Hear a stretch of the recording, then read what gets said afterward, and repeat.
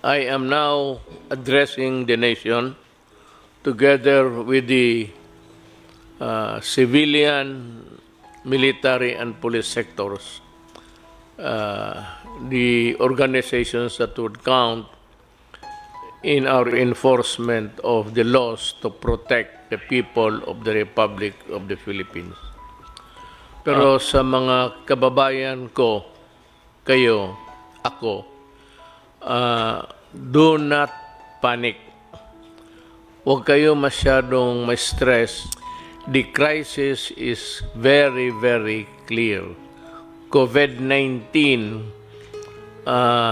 is spreading all throughout the country, including the Philippines. Ang ano natin dito is there is no cure. Wala naman tayong mabili sa mga butika, pharmacy to buy the medicines to cure COVID-19. It's a virus. Ang panglaban lang natin dyan yung katawan natin na in good health, na walang sakit. Yung medyo may mahina, make yourself healthier by whatever means, maybe food, vitamins, but most of all, try to obey what government is suggesting or ordering you to do. Huwag kayong matakot, huwag kayong manervyos. It is true, huwag ninyong maliitin. Do not minimize it. I said, but do not kill yourself with worry because government is doing everything possible to make it at least controllable. But kung kayo po ay mag-cooperate, pag hindi kayo na-cooperate, the problem would start, and it would start with you and end with you pagka ganon. So, yung mga sinasabi na social distancing,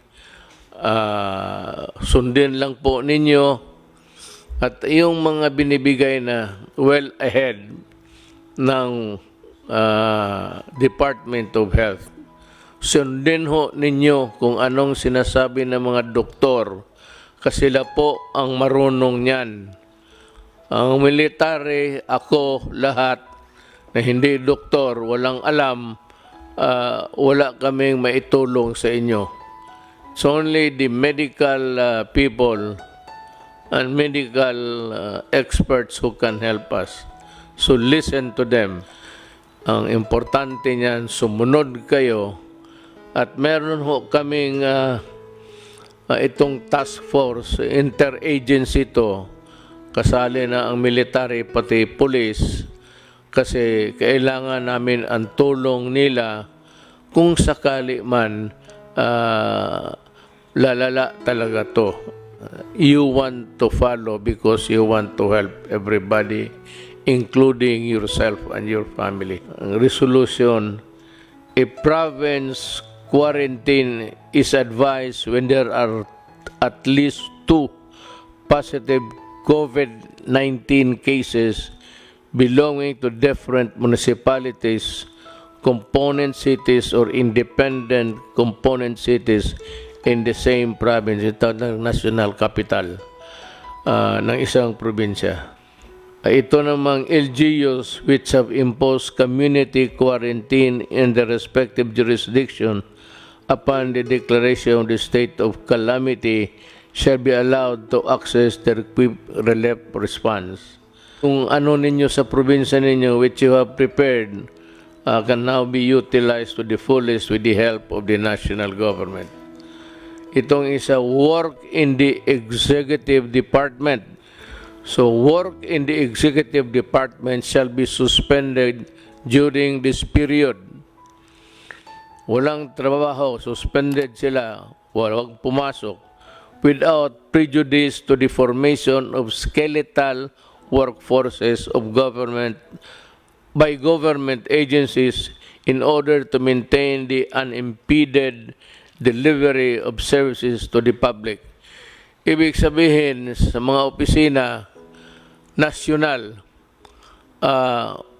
walang trabaho, pero may mga skeletal, yung mga few employees, volunteer or selected na sila ang muna to man the fort, ika nga, sila yung papatakbo ng departamento, but with a reduced workforce. Kung sabihin sa privado, labas sa gobyerno, ang trabaho tuloy-tuloy, pero ganun rin, reduce, ang skeletal pa, medyo ano lang, yung pinili lang, at yung walang mga sakit, magtatrabaho sila, but ang may-ari ng factory o anong klaseng negosyo mo, warehouse, see to it that they are taken care of by their mga management. Huwag ninyong hayaan ang mga trabahante ninyo. Land, domestic air, and domestic sea travel to and from Metro Manila shall be suspended beginning March 15, 2020 and to end on April 14, 2020 sa alas 12, subject to the daily review by the Interagency Task Force. The Code Alert System of COVID-19 Public Health Event is hereby raised to Code Red Sublevel 2, I think, which is the highest sa prescribed ng WHO. Medyo nandito na tayo sa maximum. And it is really for the protection of humanity. Yung mga importante na nakalagay doon sa social distancing measures. The suspension of classes in all levels in Metro Manila is hereby extended until 2020, provided that all students shall continue to fulfill their educational requirements during said period. Avoid trouble with the law, avoid trouble with anybody, just in the meantime follow. Better just stay home and study. That is my advice. Community quarantine is hereby imposed in the entire of Metro Manila. And in other areas, the LGUs are advised to abide by the following guidelines, imposing localized community quarantine in the respective jurisdiction. It's just a matter of protecting and defending you from COVID-19. That's about it. It has nothing to do with the power of the military or the power of the police, nor or my power. A barangay-wide quarantine is advised when at least 2 positive COVID-19 cases belonging to different households in the same barangay. Kung sa isang barangay may 2 na infected, medyo i-quarantine na ninyo yung barangay ninyo. Itong problema sa 2, sabihin na it behoves on the barangay captain actually. The barangay captain is under the administrative code is a person in authority. That's why kung makipagsuntukan ka ng barangay captain because he is enforcing the law o awayin mo, pareho ang kasalanan mo kung lumaban ka sa police or sa person in authority. Mabigat ang barangay captain and teachers also. Teachers, because of the nature of their work, are persons in authority. Kaya ang teacher rin, kung utusan ka, sunod ka, pareho sa barangay captain. Kung sa munisipyo kayo, tapos isang barangay dyan, may dalawa na tinamaan ng COVID-19, diagnosed to have COVID-19 infection, magka-quarantine na rin kayo. Di barangay captains and the kagawads. No, you have been elected there. You sought the position. Hindi naman tayo, pinili natin to eh. Be in the worst case scenario, you'll go to jail. Pinili mo yan, huwag kang magtamad-tamaran kasi matatamaan ka. Ginusto mo yung position, magtrabaho ka. O impose upon the cabinet members and the entire members of this task force. But ganun rin ang sinabi ko sa kanila.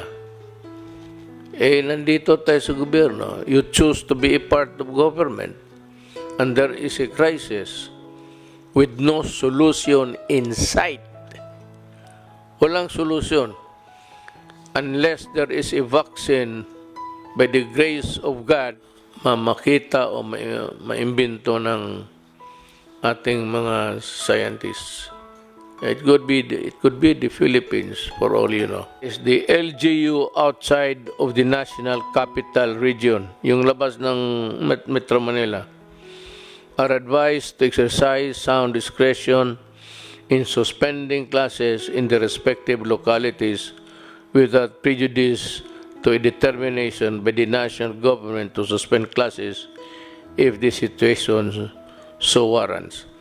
So, ang LGUs, may kunting leeway, and just a little elbow room para makagalaw kayo to respond to the crisis in the community.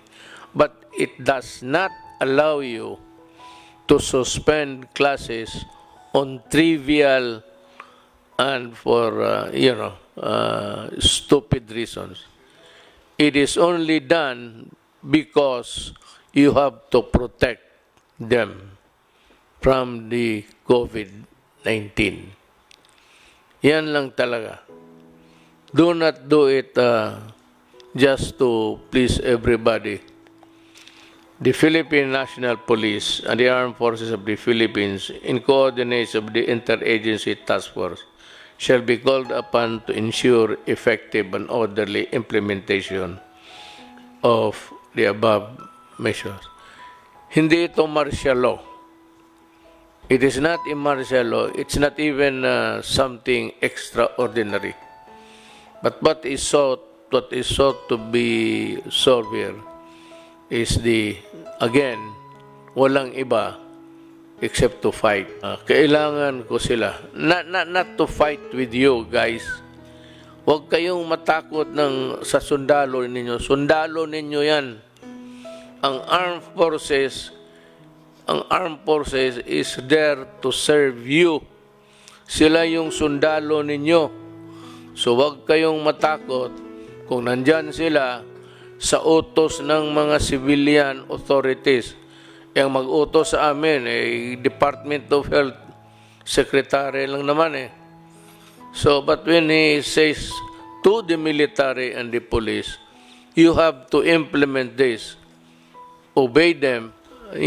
President Xi Jinping, for all of his goodness to us, wrote me a letter and said that he is willing to help.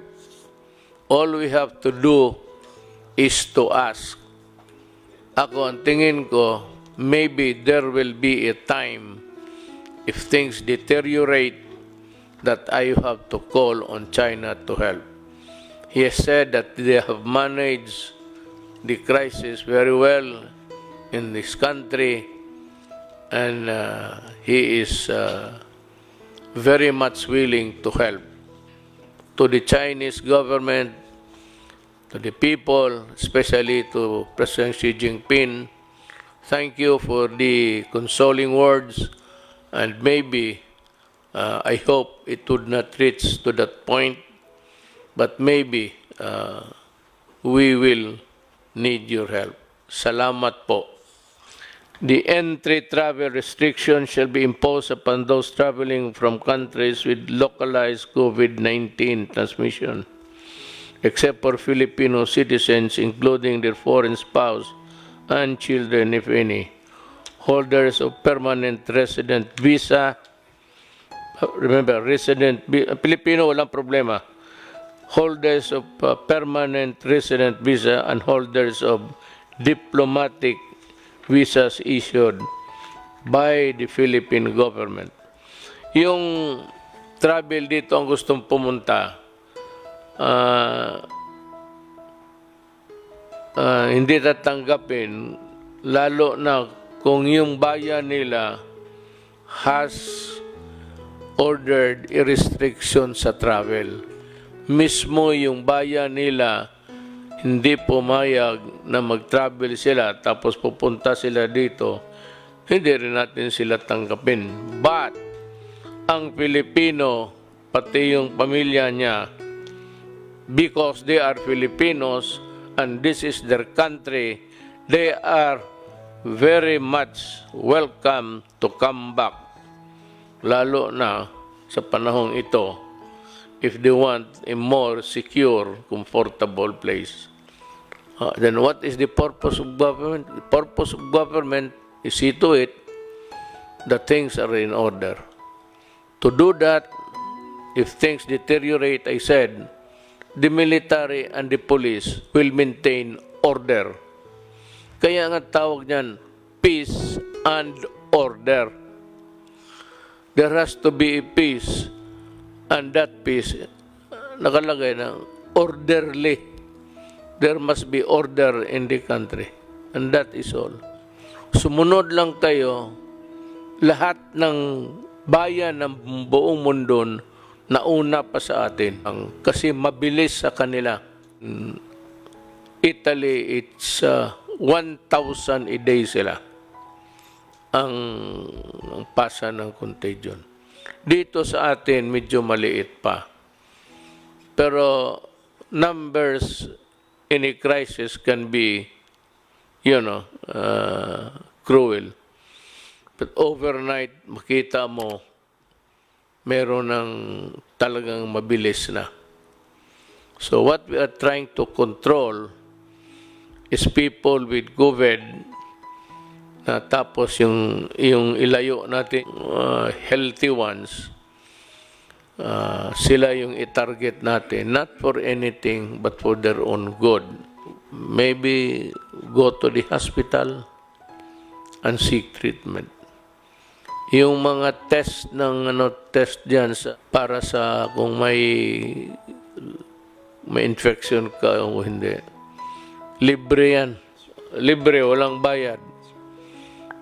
But if you are experiencing ubo, itong ano na ubo, tapos pag ubo mo, masakit yung likod mo, the lungs.